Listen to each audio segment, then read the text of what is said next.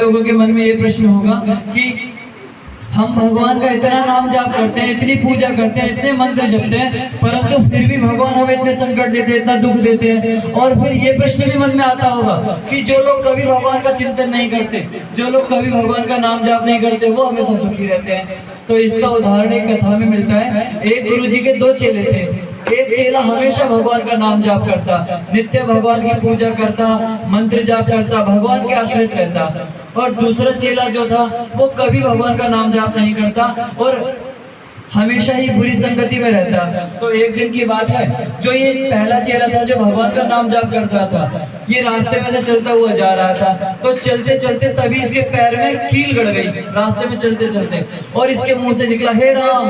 और जैसे ही इसने नीचे देखा तो इसके पैर से रक्त निकलने लगा और ये खूब रोने लगा वहां बैठकर कि इतना दर्द हो रहा है पैर में। तभी इसने क्या देखा कि कुछ समय बाद वही चेला जो दूसरा चेला था, जो भगवान का कभी नाम जाप नहीं करता, वो सामने से आ रहा है और चलते चलते उसको एक पैसों से भरा हुआ बैग मिल गया। अब ये देखकर इसे बड़ा गुस्सा आया कि मैं तो भगवान का नाम जाप करता हूँ, मेरे कील लग गई, कील गड़ गई, पैर में खून निकल रहा है, चोट लग गई। और जो दूसरा इंसान है जो कभी भगवान का नाम जाप नहीं करता, उसको कोई संकट नहीं आया और उल्टा उसे धन भी मिल गया। अब वो रोता रोता अपने गुरुजी के पास गया, पहला चेला, और कहने लगा गुरुजी आज से जयराम जी की मैं भगवान का नाम नहीं लूंगा। गुरुजी कहने लगे क्यों? कहने लगा देखो मैं इतना भगवान का नाम जाप करता हूँ, मेरे तो कील गड़ गई। जो आपका दूसरा चेला है उसको पैसों से भरा हुआ बैग मिल गया, वो आपको कभी नाम भी नहीं जपता। तो गुरुजी ने बोला बेटा तुम केवल वर्तमान देख रहे हो, तुम केवल ये देख रहे हो कि आज तुम कैसे जी रहे हो सकता है कि पीछे का प्रारब्ध, पिछले जन्म के पाप हो जो तुम्हारे आड़े आ गए हो। और गुरुजी ने कहा कि एक बात मैं तुम्हें बताऊं। चेले ने बोला कि बोलो। गुरुजी के कहने पर चेले ने सुना। अब गुरुजी ने बताया सुनो, पिछले जन्म में जिस इंसान को आज धन मिला है, पिछले जन्म में उस इंसान ने खूब दान दिया, खूब लोगों को धन दिया, खूब सेवाएं की साधुओं की, लेकिन इस जन्म में उसने अपना सारा पाप वैश्यों में, शराब में, मंदरा में, मांस खाने में लगा दिया। तो इसीलिए उसे थोड़ा सा पैसा मिला, जबकि उसे वहां पर आज राजा बनना था, परंतु उसने गलत काम करते करते अपना सारा पुण्य क्या कर दिया, खत्म कर दिया।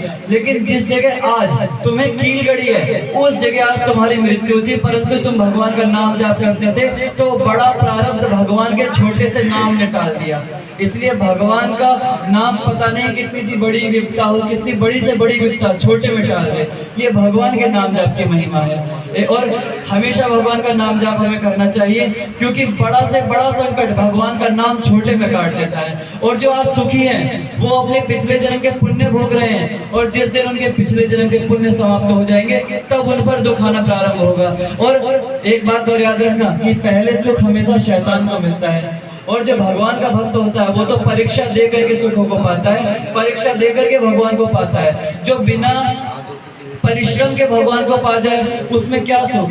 और ये सत्यता है जीवन में कि परीक्षा हर किसी को देनी पड़ी है संसार में भगवान को पाने के लिए, तपस्या हर किसी को करनी पड़ी है। अगर भगवान राम वनवास में ना जाते तो कौन जानता कि वो भगवान थे। 14 वर्ष भगवान राम वनवास में रहे, तब घर घर में पूजे जाते हैं। भगवान श्री कृष्ण क्यों पूजे जाते हैं? क्योंकि संसार में प्रेम के प्रतीक हैं और त्याग के सबसे बड़े प्रतीक भी भगवान कृष्ण ही हैं।